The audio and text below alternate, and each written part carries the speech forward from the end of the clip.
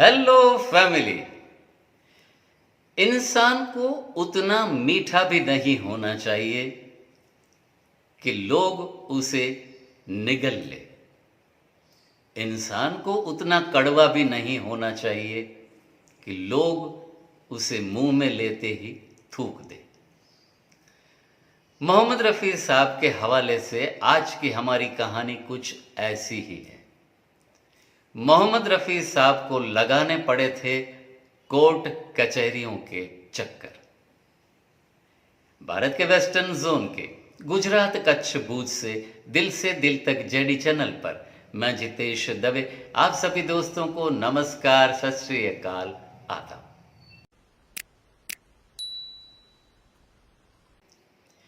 आज की कहानी कुछ ऐसी है दोस्तों कि मोहम्मद रफ़ी साहब का अच्छा इंसान होना एक तकलीफ का सबब बन गया था मोहम्मद रफ़ी साहब के लिए। बात कुछ ऐसी थी, ये बात है साल 1950 के आसपास की। मोहम्मद रफ़ी साहब ने बांद्रा के एरिया में एक मकान खरीदा था और उसके ऊपर मोहम्मद रफ़ी साहब ने अपने बच्चों के लिए 2 रूम का कंस्ट्रक्शन भी करवाया था। मोहम्मद रफ़ी साहब चाहते थे कि जब पूरा फैमिली इकट्ठा होगा तो उनके बच्चे उस ऊपर वाले 2 कमरों में रहेंगे और पूरा फैमिली साथ में रहकर एंजॉय कर सकेगा। मोहम्मद रफ़ी साहब का पूरा फैमिली उस दौरान उस घर पर रहता नहीं था, तो ऊपर वाले दोनों कमरे जो थे वो खाली थे। तो दोस्तों साल 1950 में एक मशहूर मौसीकार जो कि लाहौर से पधारे थे मुंबई आने के लिए।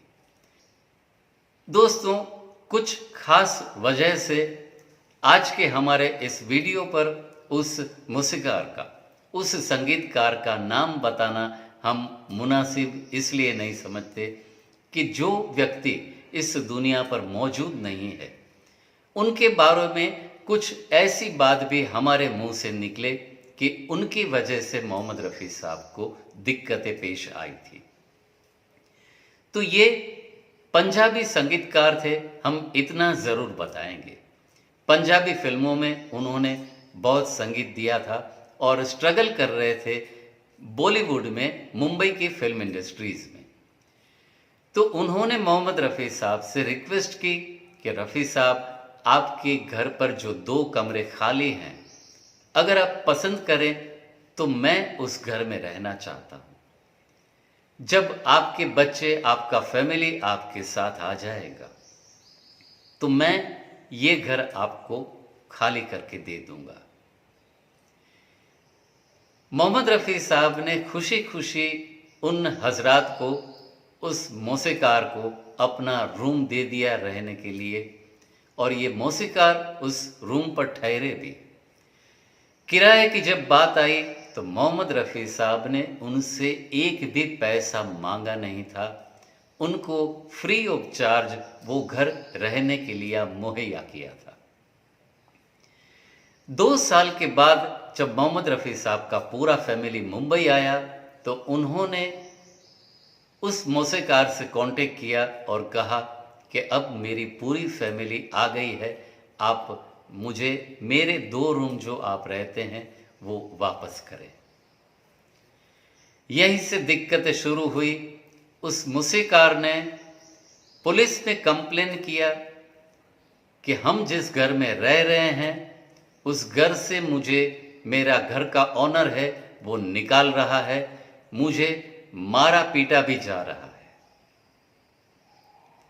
दोस्तों आप बिलीव नहीं करेंगे कि मोहम्मद रफ़ी साहब ने अपने रिकॉर्डिंग के शेड्यूल को तोड़ करके